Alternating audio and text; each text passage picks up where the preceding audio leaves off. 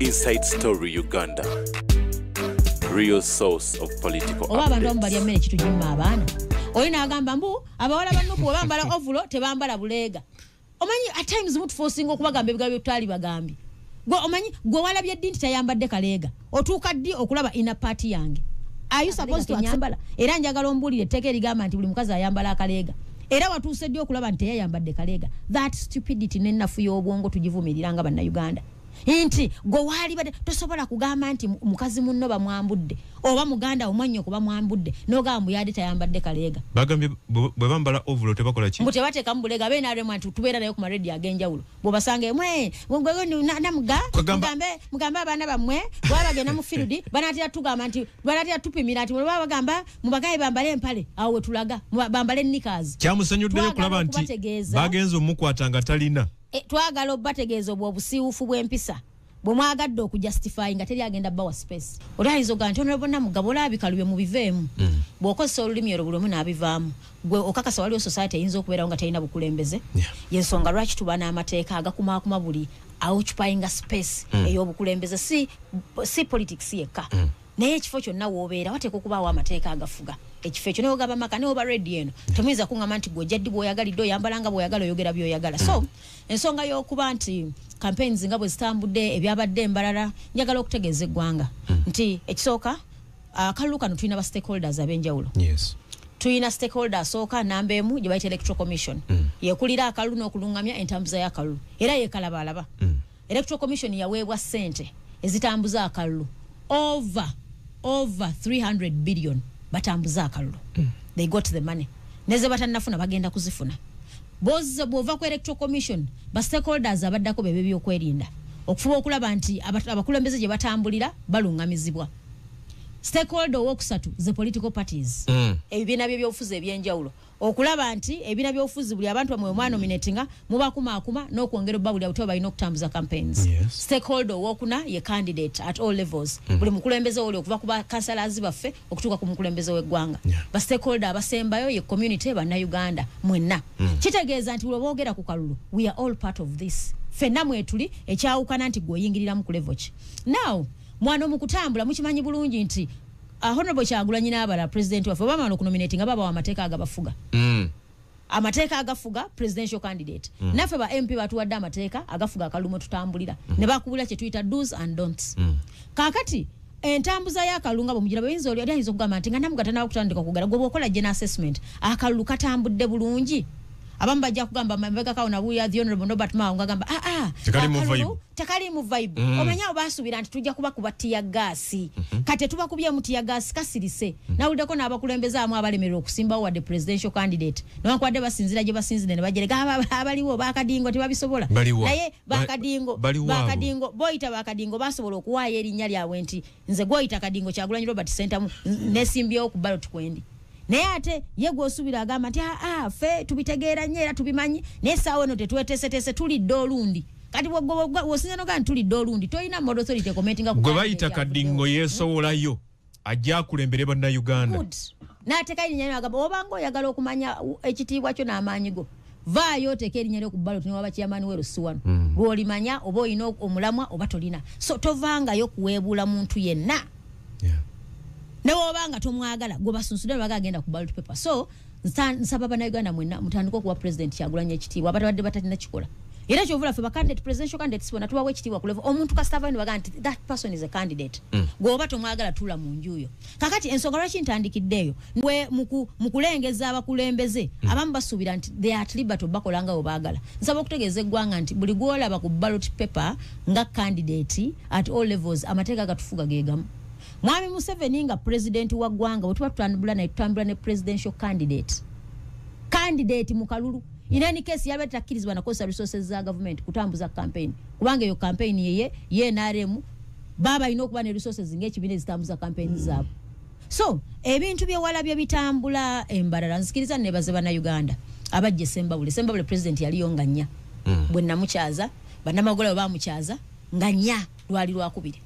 Bonna abaaliyo naye njagala okutegeeza president jukira nti president bw'abajja if abali ku ground ffe tukola road map ne mugiweereza ekitebe musuubira omukulembeze wa mwagala atambula atya kati road map eyo situgikola ffekka bwe tumala okutuula ffe nga ba stakeholders ab'ekitundu tugenda ne tusinkana bannaffe ab'electoral commission nobaga president wange ajja bwe tuba tusuubira atambule eyo nno ne bamba stakeholders abenjawulo nga nabyokwerinda mwebali ne mukkaanya nti omukulembeze bw'anajja agenda kuyita wano ayite wano ze muyita main rally ne stopovers ziri agreed upon so eyo background jagadde ogikuwa abantu bamanye bwe tuba tupreparinga kavule yevayo negamba nti nja kuyita wano oba yensonga lwaki nkola nnyo emphasis nti bwe tuba tulonda abakulembeze tufubenga okulaba nti all spaces okuva ku local leadership tuzifiidinga kuba eno wansi bwe siba na kansala namugamba mmenyeka kakati ensonga ze walabye bwe twali emawogola ndyoke nkugende ku kiruhula ojjukira yali Jeno Katirima ekiwandiiko ekyo nakidda namu nenkola live Jeno Katirima yawandiika ku mikutu egy'enjawulo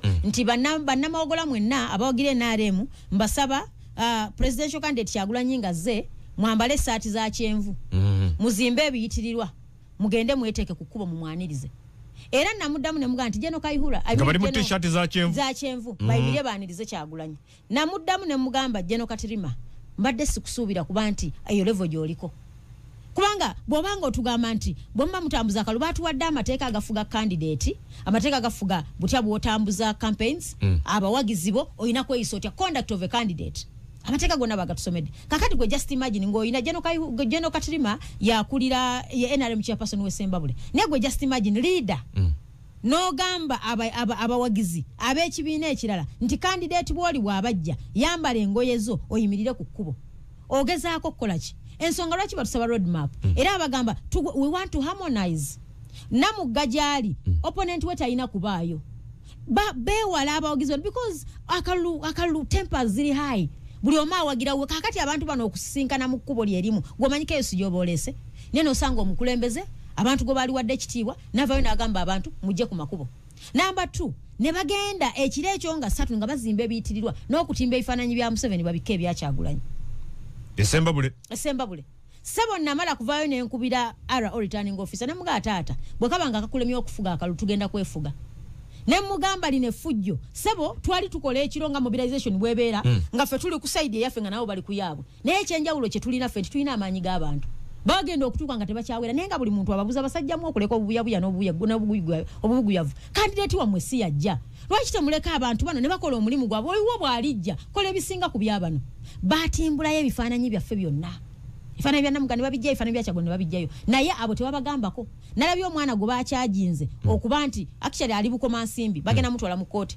mbu yabadde batambulira mu taxi ne bayimirira awantu omwana n'asanga ewaabwe mu maka gaabwe era nakino nsabo kiwoninga ba candidate nagambye Honorable Ndiwala na Christine omwana oyo gyava tolina mu mateeka tokkirizibwa kutimba kipande ku nyumba ya muntu makage nga takukkiriza babitimba ne kunju nebo nkugambye ekintu kyonna nga it's not a public place era namuga nti Honorable Ndiwala oyo omwana go basibye goba ali ku police kati bagenda mutwala mu kooti yakoze eki yajje ekifaananyi kya president candidate Museveni ku nyumba yewaabwe ku maka gaabwe oze otimba ekitimba ekipande ku maka gange olina kumala kunsaba you must seek permission from me era njagala obategeeza abazadde omwana ngatamanyi kutegeeza abazadde tebakimanyiko wadde omwana tayinza kuvayo naga nti bannange mukwata mutyawa kawaffe ku lujji lwaffe ne muteekako ekipande kyammwe kati babikozesa kasonso baddira amaka agatabawagira ne bagenda babitimbeko okitimbule bakutwale mu kooti naye twagala okutegeeza bannaffe ab'ebyokwenda tetugenda kukwiza mu jooge bannayuganda okutimba ekifaananyi ku maka gange okutimba ekifaananyi ku dduuka lyange olina kunsaba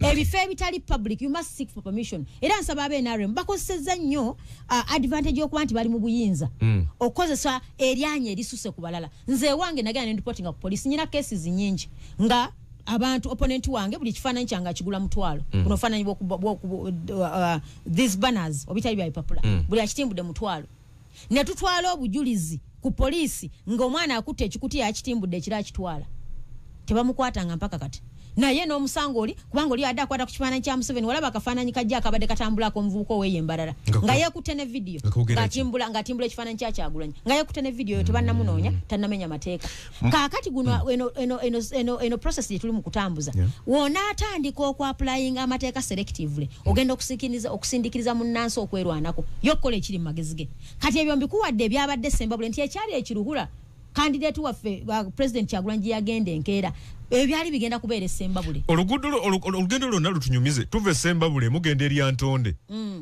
biki ebyaliwo so kakati ife ekiro eyo embeera twagigema fe twabagamba nti omuba mwagala okutegeera Nuupu kyetegeeza yambala ekisaati kya yero tuyingiremu yambala ekisaati kya yero nga bakama mwe babatumye yimirira ku kkubo ne bajja ne babayingira kugambye nabagamba revolution ejja kutandikira Sembabule kubanga toyinza kukkiriza kujogebwa kutuuka ku ekyo ebiyitirwa bwe tetwabikwatako naye abagasaati ga kyenvu tebajja era Mawugula yavaayo successfully nebaza police RPC yakubira enkambi inaga bannange wabanga mwina road map nga Kyagulanyi yajja sisubira we naare mga yambadde yero mu field mukole emirimu gya mwoli wadde mbokwambala ekisaati kye kyenvu n'otula mu dduuka naye gwe ogende ogamba abantu bagende ku makubo sinsiele mba mwagala bette automatically bateeka okwekuba ate mumamanyi ffe waffe tulina abalonzi manyi kye bakola nga walaba bali abali ekiruhura bayimirira mu bisaati byabwe bya kyenvu n'emiggo kakati omwana ono bwakulabanga okutte omuggo goloza ye kikyazaawo ndoza tuzite saati t-shirt no bwoyambala essaati n'ogikozesa obukifuuka kisaati era nga obulabo bwonna buludde nga tebulya enjala ebuluma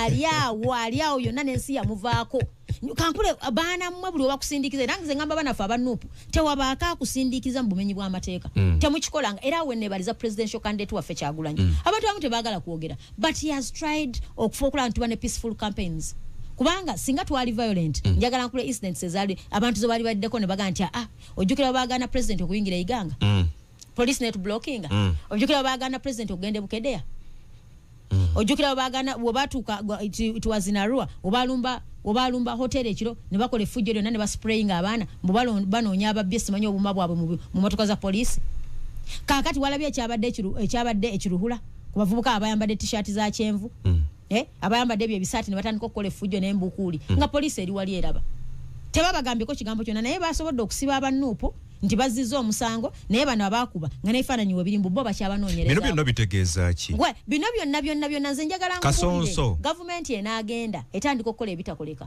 kino nkikubulira these are signs of a dying horse butiitiizi gavumenti enaagenda etandika okukola ebitakoleka gwe just imagine nze singera bwe mbadde mpulira wano mubadde muzanya amawulire wano nga mukulu Museveni agamba mbu abakandidate bonna tewali candidate alina manifesto nga yange bonna banyumyamu mboozi manifesto ze azikoledde emyaka 4 manifesto tuzitambuliddemu emyaka 4 tezina kye zitugasseeko kati eyo manifesto batekyali manifesto era talina moral authority by whatsoever standard eyogera ku manifesto ya muntu yenna awo tujja mu maaso ku nsonga eyo njagala tumalirize ensonga y'abasibe bano ensonga y'effujjo number 1 nsooka okkondeminga ekiruhula abo abateega omukulembeze waffe okumutegeeza nti awo tajja kubawo campaign kati nze mbasaba busabi babeeko bakikola ewalala nsaba muddemu mwambale ebisaati bya kyenvu mukwate embuukuuli mujja kumanya nti bannayuganda basobola okwerwanako era tujja kusomesa police ne electoral commission nti guno omuzanyo ogubanga gutambulira mu mateeka mukole omulimu gwammwe bwe muna keepinga deaf ear ku mbeera nga waliwo amenya amateeka abane mbakwatisa amateeka bannayuganda bajja kumanya kyekyokola sebo ebyo byakoleddwa ekiruhula bimenya semateeka ate ng'okimanyi bulungi semateeka atuwa obuyinza okugiprotectinga kakati fe tujja kuvaayo okuprotectinga semateeka okufuba okulaba nga tetutogityobola bw'oyingira embalala ensonga eyaliyo okuba n'abasibiddwa abaana abasibiddwa embalala nja kusooka ku nkwatibwa gye bakwatibwamu njagala okutegeeza Lusoke ne banne osiye mwogezi wa polisi Lusoke Kituuma ntegeeze mukulu byabakama zaawo ba Lusoke ngendayo bugenzi ntandikira ku byabakama main stakeholder mu kino nannyini muzanyo guno bamwita byabakama awo ba Lusoke nyongereza kubanga byabakama sobantu tugamba nti polisi tejja ba kumandeta ba busaale kuba polisi eremereddwa asobaga nti polisi mukino yasalawo okuuma emirembe Uganda Police Forces yeyina okuuma emirembe ne isi bweraba nga Uganda Police tegenda kusobola yaddemba okugamba nti bakulu mukoze bubi katukyuseemu so byonna ebitambula obubi mu kulonda avunaanyizibwa nambemu somebody who is held accountable for whatever is happening is mukulu byabahama and team kyogamba abakwatiddwa be bakama kinamu omukono so njagala okutegeeza anti kakati okubaamu nakyo omukono fezio si kye tumuvunaana butakola mulimo gwe kufuba kulaba nga akwatisa amateeka abo abamenya amateeka agage ebyokulonda ge yatuwa nkubuuza amateeka abo bagamenya ani enforcinga police enforces naye police obate enforcinze ani ateeka police ku nningo gigamba nti ekisaawe kyange okizannyiramu bubi akakalujjukira bw'otunuulira mission ya electoral commission Electoral Commission vision yayo is a model institution and a center of excellence in election management. Omanyo Luganda, a model. Ekyokulabirako, ekyekitongole, ekiteekateeka akalulu mu ngeri eyo ensukulu mukugamba with a lot of professionalism, excellence. Omanyi baita center of excellence. Eriweyo. Center of excellence nga bwenzija wano ku Radio 4. Muli ku kyebayita standard. Nti omuntu yena kyasuubira okusanga mu studio. Standard y'ebyokuweereza mugirina. Kati standard yeno a center of excellence in election management ye electoral commission. Kakati tosobola kuba center of excellence ngolemeredde okumanaginga basics ezitambuza akalu. So ekyabadde embalala abana bafokwatibwa mu ngeri y'okuba tyoboola bayambudde abakazi waliwo yagambye naye nange oba abantu abamu balya mmere kitugimma abaana olina agamba mbu abawala bannuku bambala ovulo tebambala buleega. Omanyi at times mutu forcing okubagamba ebigambo byetwali bagambye gwe omanyi gwe walabye ddi nti tayambadde kaleega otuuka ddi okulaba ina party yange. Are you supposed to access akaleega kenyambala? Era njagala ombulire etteeka erigamba nti buli mukazi ayambala akaleega. Era watuuse ddi okulaba nti teyayambadde kaleega. That stupidity n'ennafu y'obwongo tugivumiriranga bannayuganda. Inti gwe wali bade tosobola kugamba nti mukazi munno bamwambudde oba muganda omwanyo kuba mwambudde n'ogamba yadi tayambadde kaleega. Bagambye bwe bambala ovulo tebakola ki? Mute bateeka mubulega bena ale mwantu tubeera nayo ku maredi agenjawulo. Bo basange mwe ngwe namuga mugambe abaana bamwe bwabagenda mu field banatira tugamba nti banatira tupimira nti baba bagamba mubagaye bambale empale awo wetulaga bambale nikazi. Kyamusanyuddeyo kulaba nti bagenze omukwatanga talina. Twagala obategeeza obusiiwufu bw'empisa bwemwagadde okujustify nga teri agenda bawa space. Kanzije katondo kazi no 5 njagala tumalirize ensonga y'okukwatibwa kw'abantu bano aba NUP. Newunyiza nnyo kuba nti egimu ku misango egibavunaanibwa mubeera n'abantu abavuga ebidduka nga tebalina bisaanyizo. Kino kya bulabe nnyo. Kiviirako obubenje obulamu bw'abantu ne bulugenda. Ekisoka mbadde maliriza n'enkwata y'abaana bano. Naddala ku mwana omuwala nze ng'omukulembeze omukyala ekisoka nsaba okutegeeza eggwanga nze nkulira abakyala mu Central Region mu kibiina kyaffe ekya WOPA, the Uganda Women Parliamentary Association. Enkwata eyakwatiddwamu abakyala mwalabye Olivia Lutaaya, mwalabye omuwala omulala abadde bamuyita Jackie. Enkwata gye bakwatiddwamu ng'ate bakwatibwa abasajja. Nsaba okutegeeza abaami abasirikale nti toteekeddwa kukwata ku mukazi. Era nengamba abasirikale abadeployinga babossi babano ndi oba deployinga abakyala mu field basobola babaddeko abakyala. No, tonalaba cases nga abasajja bakuta Olivia Lutaaya tonagiraba. Even other women nakalabye ninga n'abasirikale abakazi babaddewo. Njagala kutegeeza okubaawo n'okwactinga si byanjawulo ebyo. Yabaddewo ng'ayimiridde obanga yabaddewo ng'akola mulimu. So njagala okubategeeza kino ekyakoleddwa tetugenda kireka just like that. Tugenda kwongera okujja eddoboozi y'abakyanga tuvumirira ebikola bya government NNTTs ekwata abaana ab'obuwala nebatyobola okutuusa kwekyo. Naye njagala okutegeeza kagenderere. Omanya abakazi bagenda ne badde abakazi badde basinga okutijjisa mu 7 yatujja emanju era bannaye affirmative action tebina kye bikuyamba. Affirmative action nga tevaamu mulamu talina kyekuyamba kubanga kati eno mission gyaliko. Njagala okutegeeza gwolowooza singa abaami abali eyo abalina bakyala baabwe ngaffe mu byobufuzi alaba enkwata abaana bwe gye bakwatibwamu kati bali mu makomera basibiddwa mu bisangosango abaana bali waka. Gwolowooza waliwo omusajja kati ayinza okukkiriza mukazi we okuyingira ebyobufuzi. Era njagala obategeeza omunaalaba abakazi abamu nga bagenze ne ba withdrawing amanya gaabwe. Njagala mumanye nti bino ebintu ebimu bye bigenda okubeerawo naye tugenda kubagumya twongera okubagumya baana mmwe temujjayo manya gammwe kubanga ffe abamu abasinga abapya bazze ngola kwera honorable Namuga ebintu bino nga bintamye bino bye tugenda okuyitamu ababadde batabimanyi nti eyo embeera gye tuyisibwamu kati bagamba nti naye bino ddala honorable is this byabufuzi bino bye tulina okukola. So njogera okugamba mwami Museveni nti bino bye mukola okututiisatiisa tuve mu byobufuzi tugenda kubivaamu tugenda kubisigalako naye tugenda kulwana nnyo okulaba nti ate tuencouraginga bala nti muveeyo tulwanirire bannaffe abali mu makomera. Ngumya ba Olivia mwenna naye abaana baffe bonna bwe basibidde embalala babasibidde obutaba mbu tebalina ate ebyo gwe omusango ogugezezza nnyo babasibye obutatula bulungi ku ppiki batadde badde ebigere engeri gye babitaddeko nga bijja kugenda mu mpaji babasibye mbu abamu babadde bambadde engatto nga tezinywedde bulungi neegina nga tosobola okuvaamu neegwa wansi omwana n'afuna accident gye emisango egyabasibiddwa. Bino bebogera ebyelement njagala okubategeeza Honorable babasibidde misango ki nkugambye babasibye omusango ogwasoose otudde ku ppiki nga obugere police suspecting nga tojja buteeka mu mpaji ofuna accident ne bakusiba nti engatto gyoyambadde niigina eno bayisobola okuba nga bakuvuga niigina nevaako nekola ki neegwa. Kakati nze bw'ongamba nti wasibye omwana nti yabadde talina element njagala okutegeeza fuluma kwa wawere olabe buli avuga pikipiki bwe tuba nga tukwatisa amateeka kiwulikika nga ekisesa naye ate budda mu nsonga entuufu bwe kibanga kyakoleddwa bwe kito kituufu kubanga poliisi erina kutaasa bulamu bwa muntu. Njagala okutegeeza poliisi erina kutaasa bulamu bwa muntu naye mu bwenkanya kubanga nze nkugambye fuluma wabweru ombuulye bameka abavuga pikipiki nga balina element. Abaana abamu babadde bazirina nzikiriza nti abamu babadde tebazirina naye n'abadde batazirina omanyi convoy obagivuga speed 0 speed 0 mpola olayinza okuga nti onene oluusi abaana baba bavuga pikipiki nga bava e Kampala nga bava e Kampala abamu ababa ku security ya president abamu era abo abaana baba beesabise bulungi they are very protected ababa ku pikipiki abamu baba ku security ya president nga bwola mwami Museveni bwakulembera olusegende lw'emmotoka neze zimugulire ekkubo ate abo abaana bavuga mpola kati mwabamu abali e Kampala gwokimanyi nti abaana abewaffe Sembabule avuga pikipiki okuva e Kampala n'agenda mu kyalo oba goloososo kiwulira. So pikipiki ezo zetusanze mu field wana abaana okujja Kalale wana e Makenke bakongereyo wali ezo pikipiki omanyi speed gye tuvuga speed 0. Poliisi twagala mukwatisa amateeka naye njagala okutegeeza temugakwatisa selective kati kankuwa ekyokulabirako saawa eno abaana baffe mubakutte mubasibye njagala okutunuuliza amateeka agamu agatufuga mulimu the Communications Act butya tulina okweyisa nga tucommunicating eri abantu. Communication is both mu lulimi lw'omukozesa n'engeri gye mweconductinga. Enkiiko z'NRM ozirabye ezisinga olabye bano abakazi amazina ge bazina ku gundi ku rallies Bakatharine Kusaasira nono omukyala yali simanyi president w'ekibiina kipiza anti party Sesha Mayanja baleese jukira rallies NRM zo purely babanga bali ku parade y'essomero kubanga abaana mwabalabye ekyabadde mbale sigwe gwasooka ne wane kololo basombye abaana baffe babawadde ebisaati babyambale naye n'okimanya mu mutima nti bano abaana enorale gye tuyina 80% baana ba masomero ne mulyoka muzina amazina agatyobola abaana baffe bagamba wezeze 18 ne mulyoka muzina no kakati wabanga wezeza eyo njagala kutegeeza kintu kye bayita campaign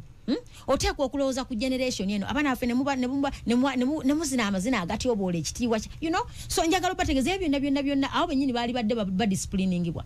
Number 2 bano alabalabwako ekiruhula tewali yabagambyeko kati obumenyi bwa amateeka buno nga yo nupu emenya amateeka NRM tumenya amateeka ekimu ku birala poliisi byesibako eyinza okubanga tebyesibako bwesibi naye byeyogerako bafuutu soja bawumula emipiira gy'emmotoka eza poliisi ne balemesebwa okukola emirimu gya poliisi nga bweteekeddwa okugikola bino mubyegaana temubimanyi.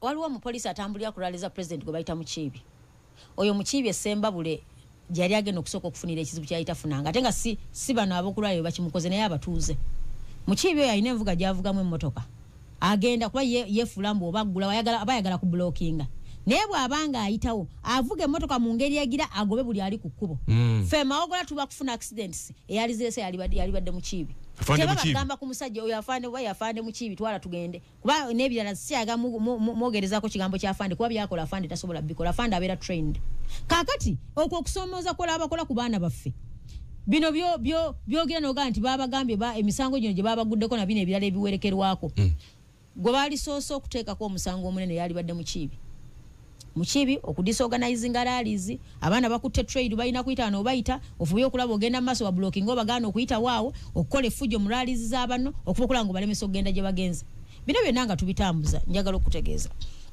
nti nga National Unity Platform tetugenda kugwa mu maanyi gino emisango gye bagudde ku baana baffe teri agenda we are not going to retreat era nebaza president baali basuubira nti kyebakola embala nti Kyagulanyi agenda gaana okweyongerayo yeyongeddeyo kubanga buli wogaana okweyongerayo bano kye baagala tebaagala message etambule bakugamba nti embala talinayo buwagizi omuntu atalina buwagizi lwaki tomuleka n'atambula talina buwagizi neni case lwaki tomuleka n'atambula. Honorable Olivia Rutaaya akava mu kkomera myezi mitono emabega kakati yazzeemu naggulwako omusango gw'okwetaba mu dduyiro w'ekinnamagye ng'amenya amateeka obulamu bwe bwonna agenda bumala mu kkomera. Gavumenti nyiivu nnyo ku baana nga Olivia abalina omutima gw'eggwanga era njagala okule ku bantu abalumya omutwe mwami Museveni be baana nga Olivia kati buli lwamuleka ebweru alowooza nti omwana ono alinako abalaba akyusa bategeeza nti mubanga bavumu nga mulwanirira eggwanga lyammwe. Olivia gwoguddeko unlawful drills omusango ogwo tegumaze emyezi nga 6 nga batandika dde okugugulawo ku baana era kati bali 12 be bakaguggulako naye gwe bagambye yali atraininga drills chairman Nyanzi tewali amukwata bamukwata ne bamuta ayali gwogambye yali abakumanyanga lwaki bamukwata ne bamuta ate nga yakulembera mu pale gwogamba eyabakulembera omulese okutta abaana bano obasibe kitegeeza tewali musango. Nze nali mbaddeko musango Sembabule eyo twagulimu ku nsonga za Honorable Hanifa yagenda n'asenda emmere y'abantu byali eyo ekitundu bakiyita Kalububbu eyo Kafumu kakati ne bagamba nti nze naduumira ne banteeka ku fayiro ne bakwata abana ne babasiba nganze gobagambe yabadumira nze nzija okufollowing up omusango gwawe bali yali mukaduku lunze ntudde wano ne mugabo mulamuze kyo waliyo kirabyeko wa ne kirungi kyatuyamba eyo case bagenda okulanga bya bufuzi kati njagala bategeeza bino ebyadduliru bya bufuzi it is politics, purely politics. Naye njabo nsaba okutegeeza omukulembeze w'eggwanga nti abaana bano ebiseera ebisinga oba addressinga ngo abazzukulu kitegeeza oli jjajjaabwe jjajja ensonga ozikutte bubi insecurity esooka twala nti olina ebyokwerinda ogamba nti gavumenti ya NRM kyesinza okukola byakwerinda n'okukuuma eddembe ly'abantu nti abantu beebaka teri kintu kigenda kutabangula ddembe mu Uganda nga kusibira baana b'abannammwe bwemage ekyo nkikubuulira tewali kintu kigenda kusiikuula bantu mmeme nga mmwe kwata bamwe ne mubatitibya bajjaideni baakuno ne mukwata abannamwe ne mubayisa mu ngeri efaananako bwetyo abammwe tebakwatibwako bali very protected buli kye bakola bamala kitestinga nabo amazzi gagenda okunywa kwa mala gatestinga okulaba oba bagafumbye bulungi oba ogavudde watuufu naye ne mukwata abaana b'abannammwe oyo Olivia gwolaba asobola okuba emmanduso ey'enkyukakyuka mu ggwanga wano mu ddakiika emu kanzije webali batambula ne gye babeera babamanyi naye n'okwata kayija n'omusiba nti nkusiba okusomeseza mu ffomero etikola ki eitalina kubaawo kati n'okwata Olivia Lutaya n'omusiba ng'omusango gw'omugulako unlawful drilling njagala okutegeeza eggwanga bw'oleeta obutambi bwe bagamba bwe bakwatirako abantu abali mu simanyi drilling ezo Olivia teyaliimu she was not part teyaliimu ekyo kyongera okulaga nkugambye teyaliimu she was not part ekyo kyongera okulaga nti bano bannaffe era kyovula bakateekako and others at large era tewewe winsanze nyiza okuba nga nfuluma ne bagamba namugombaka yomagula tumukutte unlawful drilling yali mu dduyiro w'ekinnamagye namuga yali mu dduyiro w'ekinnamagye Makerere Kavule bayinza okugamba nti twagenze omanyi gavumenti ekuba kamera buli wamu twagenze okutunuulira ewo okeera kudduka muddukamu awo odduka lwaki okola exercise ng'oli mu ovulo lwaki okola exercise ng'oli mu ovulo lwaki okola exercise nga weesabise kati awo wetulaga tukimanyi bulungi nti buli gavumenti lwebulwa obuwagizi etandika okukola ebikoleka n'ebitakoleka naye njagala nkubuulire bw'obanga okwata ku kye bayita omwana omuwala weegenderezanga kati ffe abakyala eno ewaffe gaatubugumye njagala obategeeza teri mukazi yali azadde ku mwana teri mukazi ayina mwana gwayita relative ayinza kugumiikiriza gavumenti mu mpisa gyayisizaamu Olivia mwana wamusiba emyaka 4 mu bintu by'ekisiru n'omugamba omuwaayiriza awayirize ekibiina ng'abalala baakola Olivia naga kino sobola kikola kyagulanyi tantumangako kwokyazi petrol station tantumangako kukola kino kati nze ngamba busungu kubanga bamuta nga baagala omuteekako obukwakulizo era tuli very worried naye njagala okutegeeza nze bwe nali nsoma administrative law wali omusomesa waffe Dr.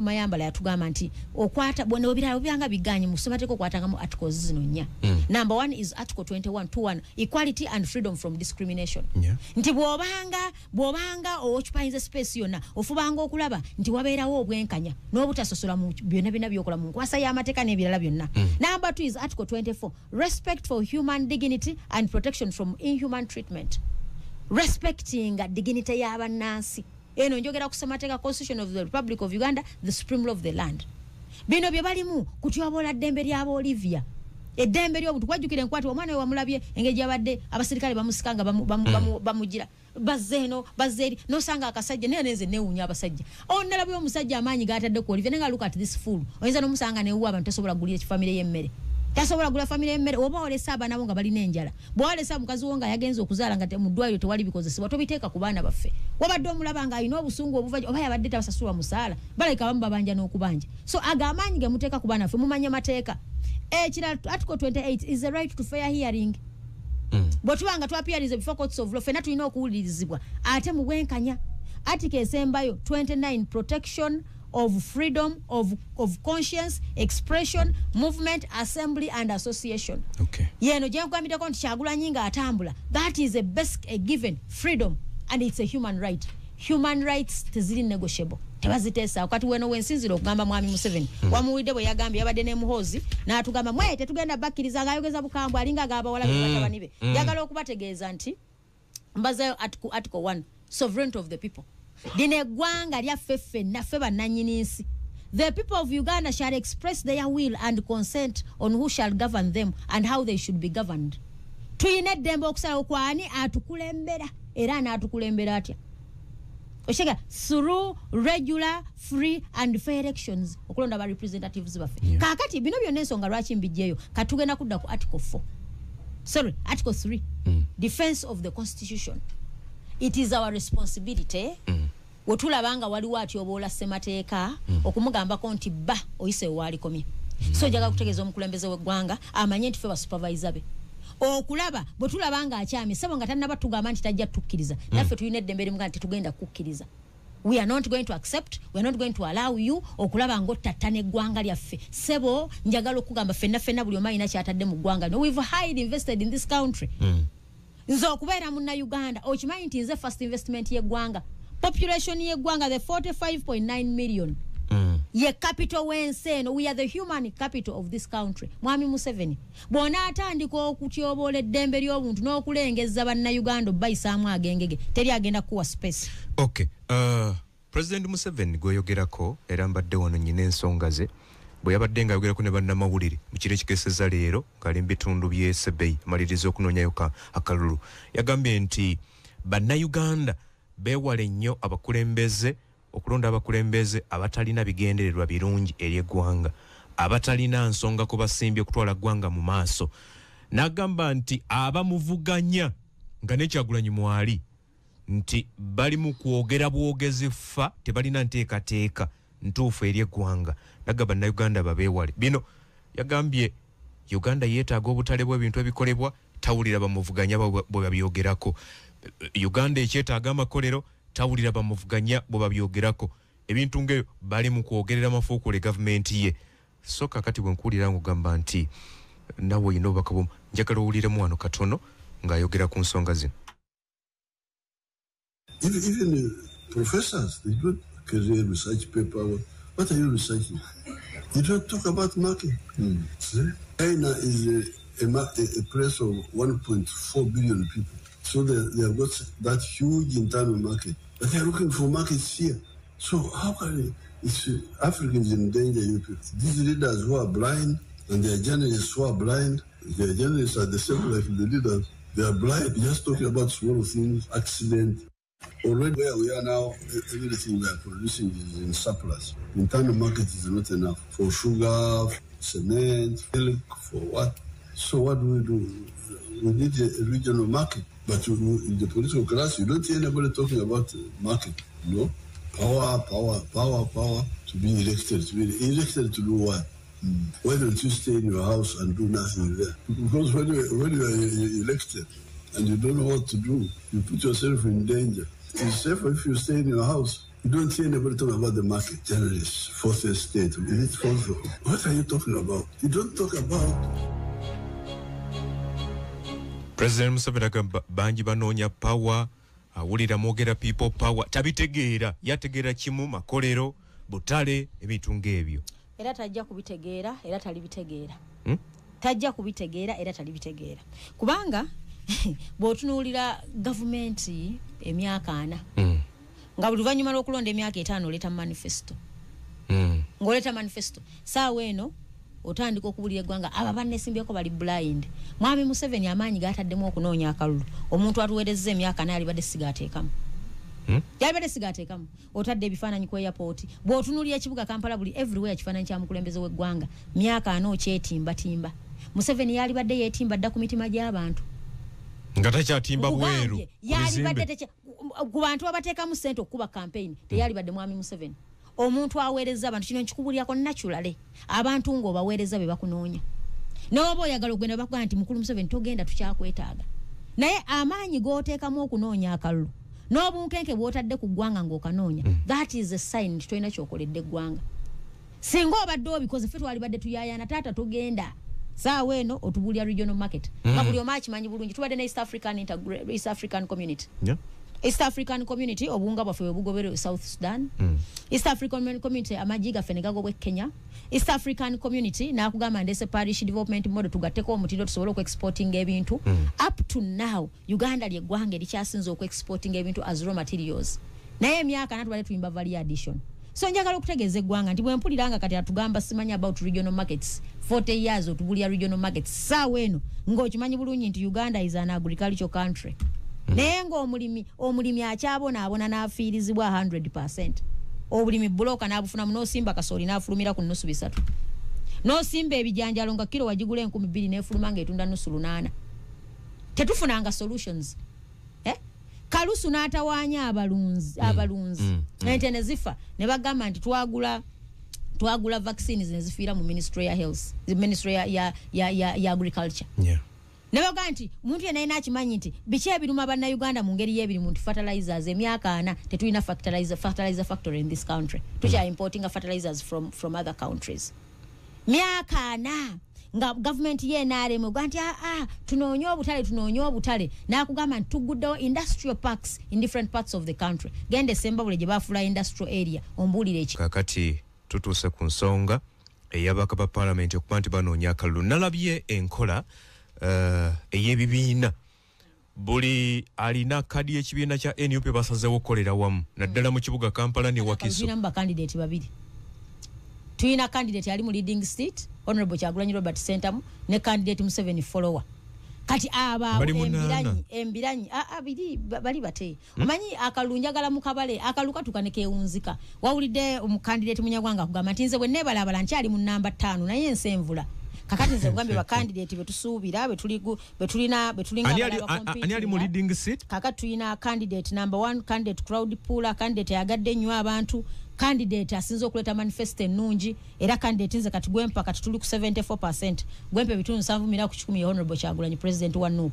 ono era chovola bantu banno banyize olwe byakafuluma obiraga ali mbitundu 2 abaliwa NUP eri mu bitundu 2 kisinzira kwani president Museveni ali mbitundu 7 kisinzira kwani abifulumiza bwemba mufuna amawulire na kisinza ne jegavudde kati nze nkubuulira era kyola bali ne fujjo lebakola manyi uli balooza mbaleke batambule tebalina buwagizi bagenze okulanga kiri massive kakati kyovola nti efujjo likolebwa tebafuna message bino byolaba utawanya omuntu lwakutawanya nakuyiseeyo omunsiko nakuyisaawa at times otuuka okoyine message olusi neremerera okukola era bagamba wemamba wana iye ate wandi wanyana si owemamba wana iye naye ekirungi ne bwona awana ekirungi kati era namwe mbebaza kubanga mukavaringa events ezo mutuletera amawulire agafuddeyo president Kyagulanyi nga atambula nti kati ali mu western region mutubulya nti kati era ali ntungamo kyekiri entungamo ebifaananyi temubiraba njagala okutegeeza aliwo abadde bagamba gundi nalabako Honorable Mawanda wane embalala abantu bakuŋŋaanye bulungi nnyo naye baadde bazze kulaba muyimbi tewali bayimbi bategeka bivulu ne bidiba tewalabangako ngalenzi n'okulanda ekivulu ne kimusala kaagani enteekateeka y'okunoonya akalumba bakatugimaliriza so sikiriza nga concludinga ku nsonga ya manifestos omukulu zaatategeera mwami Museveni zaatategeera Bannayuganda summarizing ambagambo bankomekeza mbagamba nti manifesto ya nkola binywerera mu buyinza mwami Museveni ne ttiimu ye ne manifesto ya president Kyagulanyi kuweereza abantu nakulaba nti wabawo obwenkanya in provision of social services which is a social contract nti leader yena gy'abeera ne Bannayuganda ezo manifesto teziyinza kufaanagana nkola binywereza mu buyinza era akola binywereza mu buyinza kyovola asobola okukuŋŋaanya ssente azigabira abantu nga takoze kkubo nga teri ddagala mu malwaliro nga bakyala bafa bazaala ebyo byonna bisobola okukolebwa naye manifesto ya ebinanywereza abantu mu buyinza akugamba nti nedda tuteekwa okuwa abantu ekitiibwa tuteekwa okukendeeza ssente ze tuteeka mu kwejala byangaffe abakulembeze twekekkerezeeko tuleme kuba mugugu eri Bannayuganda so eyo ye manifesto ya NUP kendeeza ba RDC waka parliament ba reducing so that you have what we call a lean government natuyamba okusavinga tusigazeewo ssente esobola okuweereza Bannayuganda kubanga muli aware nti Uganda is highly indebted batubanja ssente nyingi debt burden yaffe eri waggulu tuli kati mu 117 trillion ngojeko domestic arrears sente Bannayuganda zibabanja government yabwe nga bagikolera bali kati mu trillions 16 wa supplying emwanyi bakunyaga abo bonna bali omwo nakola oluguudo tebansasula so ebyo sebo njagadde summarizing round ezo manifestability tesobola kwatagana nkola binsanyusa na kwenywereza mbuyinza na nkola kuweereza abantu abababi tebasobola kwatagana nga ngenda ku nkola binsanyusa ye yani ye NRM manifesto ya mwami Museveni nkola binsanyusa kasitamba nga nze president wa Uganda ekikulu nti nkola binywereza mbuyinza ebye nkugamba okutumbula ebyenfuna kwenyereza mbuyinza kwata sente zigabira abantu mu kalulu basimbe era inimba we wala ji 5 kasaba nondo okubeera president oba basulanjala oba amalwaliro tewali ddagala oba amakubo mabifo me I don't care ateekateeka okusengula abantu okubajja ebuduude wabumbu kwensozi kabucholwa nakyo kyakwenyereza mbuyinza oyo yennyini akugamba ateekateeka obbasengula ayina domestic areas za buwumbi 8 mu compensation abafiirwa ebyabwe nabo bennyini bagamba okusengula bannaabwe abasengulwa edda gye babatwala tebanna setolingayo so ekyo kya bulimba tasobola kituukiriza that's why Bannayuganda mbagamba bugambi nti government ya mwami Museveni tekyalina kyayinza gatta ku Uganda ateekateeka okuzimba amalwaliro amalala tumbula agaliwo ebyobulamu biterere kwenywereza mbuyinza oyogera ku malwaliro government ya Mwami Museveni nze nagikirasifying nga a government of repairs and maintenance government y'okuddabiriza byasangawo naye nga n'okuddabiriza kuganye bw'oba oyagala okutegera genda Mulago genda Entebbe eri ku ddwaliro lye bayita grade B Entebbe olabe just kuddabiriza kutulemye so nze that is my summary bannayuganda mbategeeza twekume tufuba okulanga tufuna ku bukulembeze obupya kakati ku nsonga y'akaluka abakaba parliament ekisooka launch yabadde yanga 10 era abantu abasinga ba launchinze ku Monday nebaza bakoligi banga ba launchinze campaigns zino abasinga abantu badde baga teziri mu bbugumo waliwo gwe nawulidaga mbute muli bbugumo kubanga aboogera teboogera ku nsonga z'abantu njagala okubategeeza ebbugumo lya kalulu kisinziza gwe kikyo yagala okukola kikyo yagala okuwulira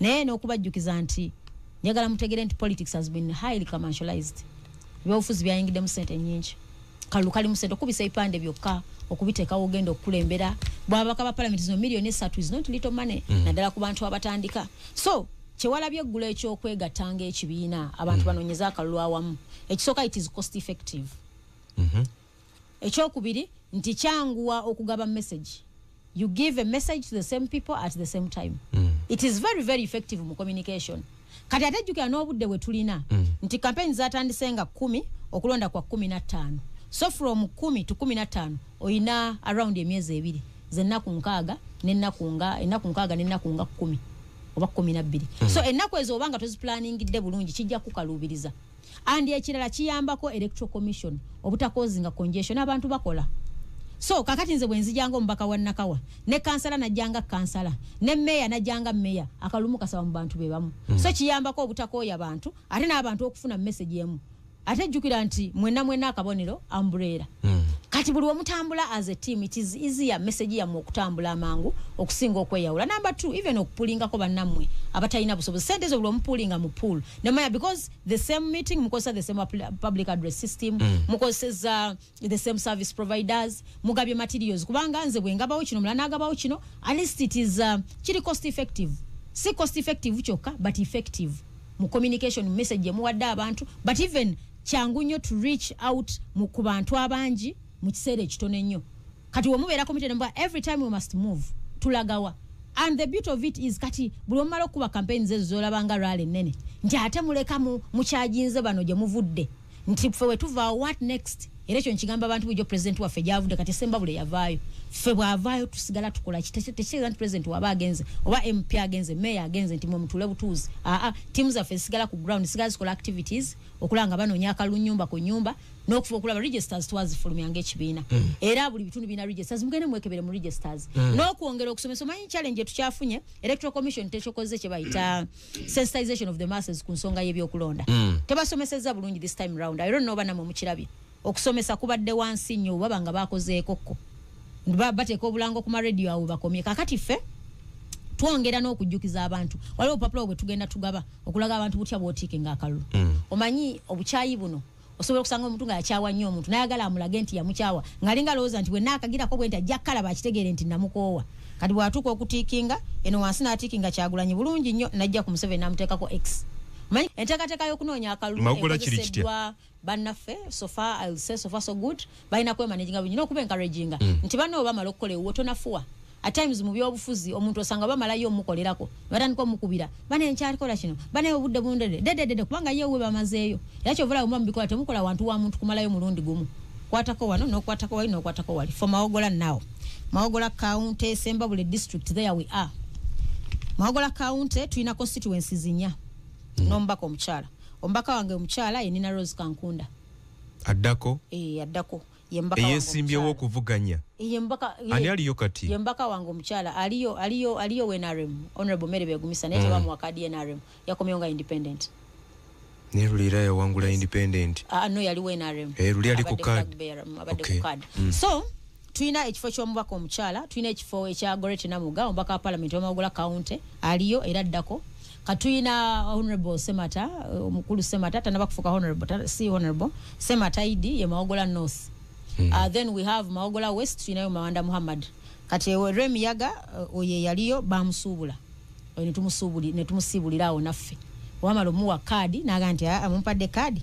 kangende nange nsubulemu ebinyeebwa but in politics era wenawulidde abagamba mwe abanuupu temwanominate nze bakandidate bangi ku bifo by'aba MP temulina busobozi naye erabira nti ffe abasinze okuzoganyizibwa mu nsonga y'okunominating aba MPs bangi abavaayo nnyo nti mwafunye emisege egibaliira mu ddiba mwawadde abantu abakyamu kaadi nga waliwo ababa basindiseemu ne mbawa kaadi nga temusoose kubanoonyerezaako. I doubt manya nti abantu bakyuka, people change. Ekyo kyo gwolabokera ku makya n'ogenda n'oyanjula omukazi n'omukuba embaga n'atuuka ewuwo ne baga nti omukyalo oyo waliwo omuze gw'otaategeera. That is human nature. Ate abamu baba balungi ne bakyukira awo.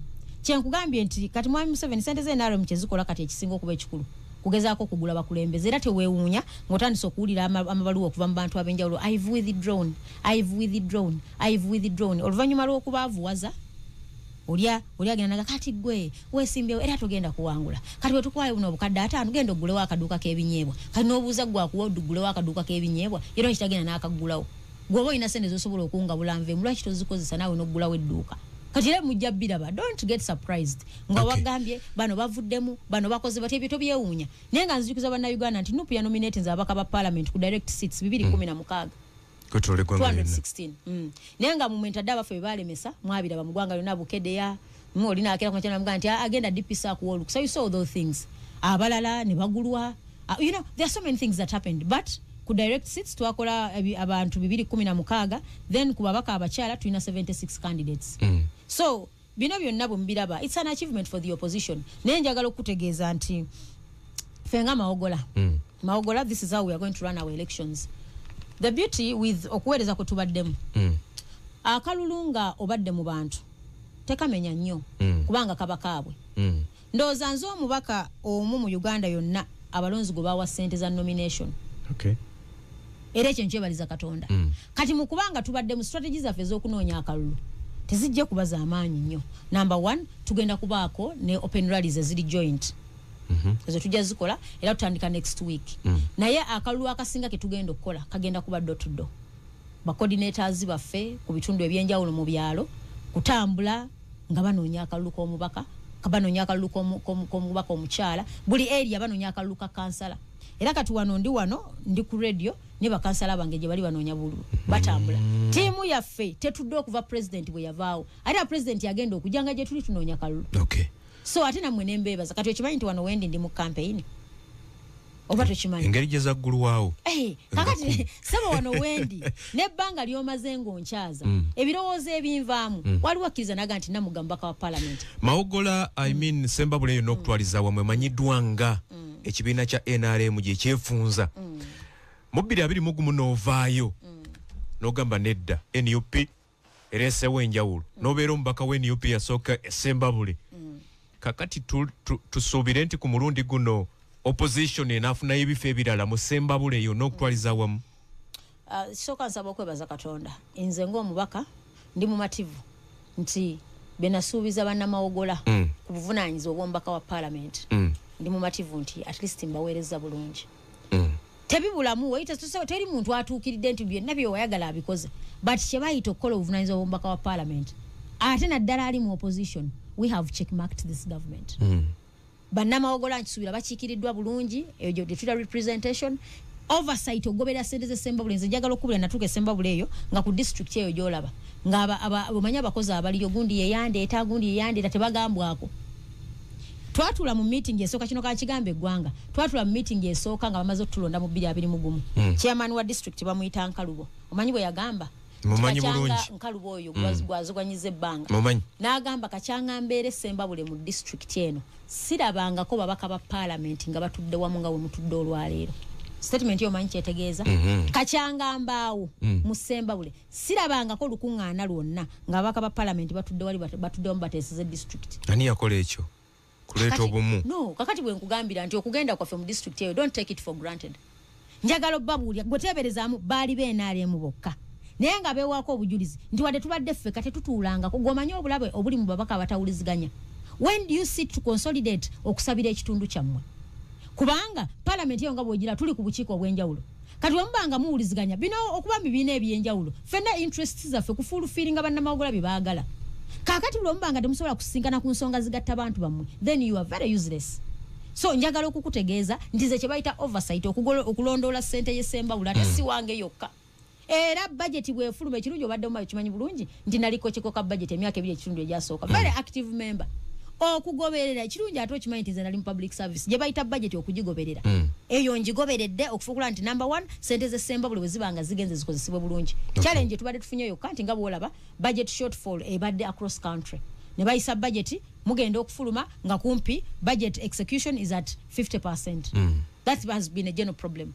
Then ekirala is amateeka legislation. Nti obadde olaba ojjukira etteeka ly'emmwanyi. I think we did our part. Okufa okulaba nti ekirime ky'Abannayuganda kitwalo. Lastly, Computer Misuse Act. Nze mubaka wa Parliament yasayininga omu n'eziya Minority Report okulwanyisa okulinnyira eddembe lyammwe mu by'empuliziganya. Era we are successful. Newankubadde bagitunyagira mu Parliament bwe yagenda mu court we challenged era sebo ne tuba nga twali successful. Tusuubire nti Ssemba Bule n'avaayo mubaka omulala n'akwegattako opposition. Bannamawogola obusimu bwe balaze bagenda twongera ababaka abalala. Okay. Yes. Ekisembayo ku ky'ababaka mu Greater Masaka kirabisenga nti akalute okuvuganya tekuli wakati wa NUP oba wa opposition na kibiina ekiri mu buyinza. Wabula kati ekiriwo NUP versus DF. Nakirabyeko mu kibuga Masaka nga embiranye eri wakati wa DF na NUP. Ne bano baali bannammwe. Kiki ekireesewo obukuku buno bwonna? No, bwe muyingira mu kalulu automatically buli omu ba mu bibiina ebyenjawulo. Buli omu abakola biwanguza kibiina kye. Ate njagala okutegeeza nti engeri bali gye baaliko eno ewaffe.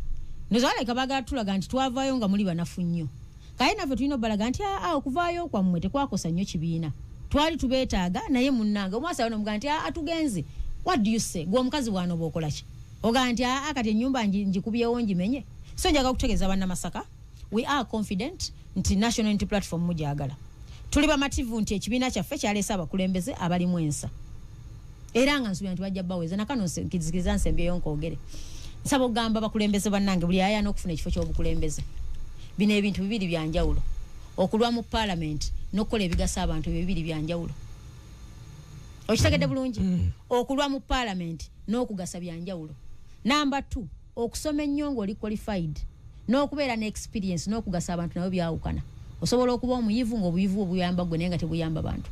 Osobola okuba ne experience nga experience yegasizza nnyo gwe okusinga okugasa Uganda n'abaakulonda. So ebyo bibiri mu byawulanga nti ekintu kye bayita passionate n'obwagazi mu kye bayita ebyobufuzi n'okufaayo ebyo bibiri byawukana. Osobola okusanga omuntu ng'ali moderate nga si ye muyivu ennyo but ng'olaba nti byakola. Ntera nnyo okuwa abantu example ya Honorable Segirinya. Segirinya teyali muyivu nnyo. Negwo okakasa bwe yakozesa talent ye eya aggressiveness n'okubanja byali asobola okubanja talinaako yabatuusa. Ojjukira Segirinya nga yatika TV. Bino ebirala bino simanyi bino malwaliro. For that I won't go there. But that advocacy in him. Fena Katonda yatuwa talent. Njagala okutegeeza buli woobeera omukulembeze. Tukusuubira okukozesa ekyo ekitone Katonda kye yakuwa kugasa abantu. Omukulembeze eyegasanga omuntu at the expense of others aba very useless. So abantu bano basatu.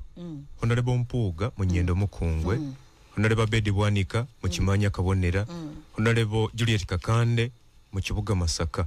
Mumwe bateekayo nga bali ku kadi y'ekibiina ky'NUP. Munaasobola obasigukulayo?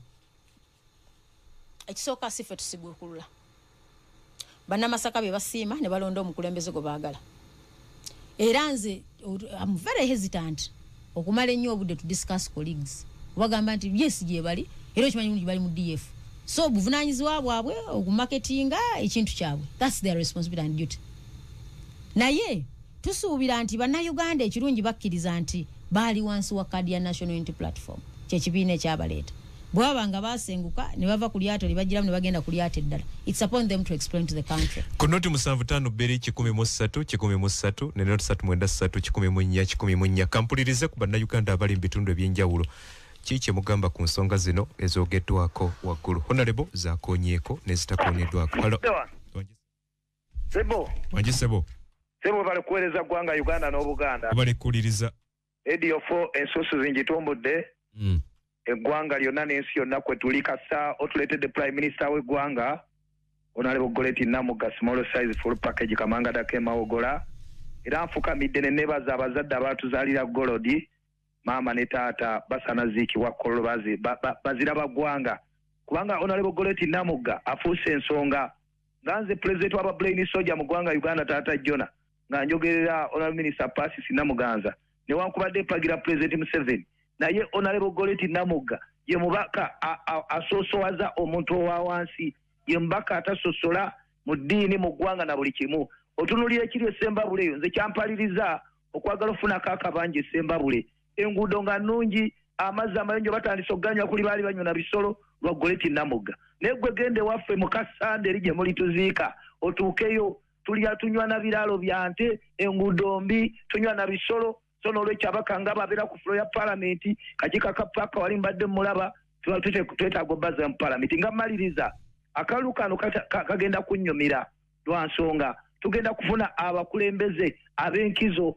nze bwe ngenda okutunulya essaawa eno ogenda okulaba NUP nga balina obuwagizi otunulya aba NRM balina obuwagizi aba independent nabo bafuusa aba independent abantu bagaa nti kaakati maanyi g'abantu tugenze ku nsonga ya people power n'olwekyo keekadde tusunsule n'abakanga ba Goleti Namugga bakyali Tebandeke bashami mu malende tulina obbazzayo kubanga batuyiriddewo omubiri kwagaliza byo njagaliza bale nnyo webalire ddala hello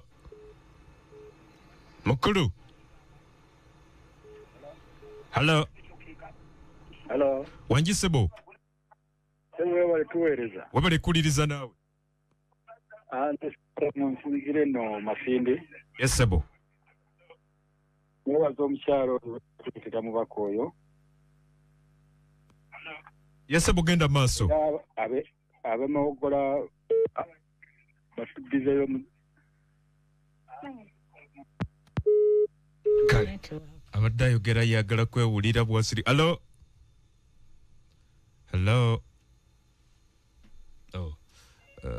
hello wanji Peterson webale tuweereza wabale kuliriza naawe sebo ono Emma Buyikwe district yesebo mukulu Honorable Namugga mwebaza nnyo naye bali okuva mu biga abeeyo bannange baalonda singa kibadde kisoboka Honorable najja kale Buyikwe najja n'atufuga eno kati ensonga enkulu ensonga omuzeeyi akalulu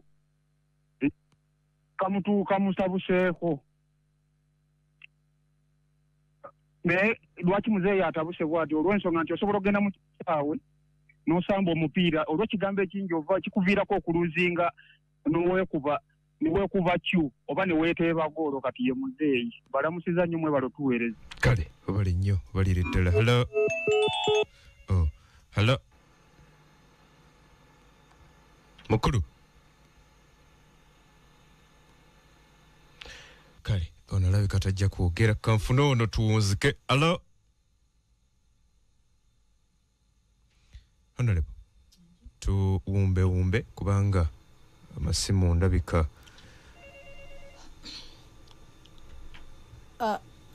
nsaba okwebaza bonna abakubye amasimu era nenyongera okwebaza nga Radio 4 naye nga nyongera okujjukiza eggwanga lina ggwanga lyaffe this is our country bana Uganda bw'obanga okolawo okusalawo kwani gw'onaalonda nga tonaba before you get convinced by anybody else nti azina nkubamu kakuyege sooka otule mu kisenge kyo lowooza ku ggwangayo lowooza ku bikwetoolodde embeera yokka gy'olimu ekumala okukola okusalawo okulungi kana akalulu mugenda kulaba ze bayita ssente empitirivu nga baleese ebisawo babagabira ow'ettaano ow'omutwalo naye gwe weebuuze nti zino ssente ze bakugabira zaavuddewa namba 2 waliwo bano abasinga beeyita nze bw'ojja gundi mu nkambi ya gundi oba omumaze bagenda kubasuubula buli wolaba omuntu abadde ayogera byayogera ng'obitegera n'akyuka gw'omanya nti oba amuguze obutambi obwavudde embaale wabulabye obutambi obw'abaana b'essomero bagamba babaleese ne babawa tishaati babagambye bagenda kulya emmere ne batajirya ennyonta n'ebaluma mazzi tewali byonna babyogeddeko wabula olwaleero abakulembeze mu mbaala aba NRM bagamba bano balonzi baweze emyaka 18 ate omukulu waliwo agambye nti bagenda kunoonyereza balabe kubanga ye teyalabe ku mwana yenna ng'ali mu lukuŋŋaana lwa Pulezidenti Museveni kyatandika ddi okuleeta abaana b'amasomero mu nkuŋŋaana ngazi nalabye ne Kyagulanyi bwe yadde agenda ng'ali eno mu Western ng'abaana mu masomero bavaayo bonna ne badda ku makubo bino byetaagisa mu kalulu. No, kakati olaba abaana b'essomero nga presidential candidate ayitawo okuvaayo ne bamuwuubira. Ekyo si kibi. Kubanga ne bw'obeera ggwe ani atagala kulaba ku presidential candidate. Era okumuwuubirako si kibi, kye tuvumirira kwe kukwata abaana affe abaali badde mu kiraasi ne mubano nayo ne muggala essomero ne mubatusindika mu lwale ne mubambaza t-shirt. That is wrong. Era nze nadde ngambye abazadde era nje abagamba abatalya mmere abasomeseza ate nga naba omanyi essomero abasomero galowooza nti kwologa kekkereza abaana emmere gye baaliridde ku kyemisana okulumusebe ndwabaza omanyi essomero gwomanyi sente zaba savings okwolonga tabafumbidde onalebo tusiibule bannayuganda nyongera okubategeeza buli yalabyeko omwana we mu kivulu gwe twali essomero eryo mu kooti kuba omwana wamusindika ku ssomero bamututte muziiraale abo abaana babajje ku ssomero byadde ebiseera bya kiraasi ne baggala essomero mugende kubanga omukulu ayagala kuweza numbers naye nze mbadde nga nti bannayuganda mbagamba nti sente zigenda kujja nga mpitirivu niye nsaba okubategeeza eggwanga tebaligula ate tebalitunda ekyo njagala okibasaba n'okwongera okubajjukiza nti buli woolaba mbuleera tikinga era n'okwongera okubategeeza nti akalulu ne bw'oba wakyawa nnyo gavumenti y'NRM mukulu Museveni ne banne bw'otuuka ku ballot paper weefuula atamulabye gwe gende wali Kyagulanyi kwambuleera tikinga ate akasitale tokasussaawo ogende wali omubaka wa parliament owambuleera tikinga toyongerezaako kigambo kirala kyonna temutta bululu bwaffe naye nga nze ndi mumativu nti 226 bano abasajja busungu Bamanyi kye bayita okujja mu gavumenti myezi 2 gyokka mu bebagumiikiriza abasajja bano bagenda tebatusindikiza mu kikemo ky'okumenya amateeka omukama bankumira bemagola mbasaba busabi nsaba bampa omukisa mbaweereza ekisanja ekyokubiri ng'omubaka wa parliament ngabo banneesiga lulinga tebamanyi nnyo naye at least nsubira that I have been tested era mbasaba banneesige okunzira mu parliament ya Uganda olaba nkoze kyenkozeeko ng'ensonda nali sinazitegeera naye ate olwo ekisanja ekijja abakyala nyongera bategeeza nti ffe bannakazadde b'eggwanga mwaba batandikirako okutiikinga Kyagulanyi ebyatongereza abavubuka this is your time mukulu Museveni abafuze mu buvubuka bwe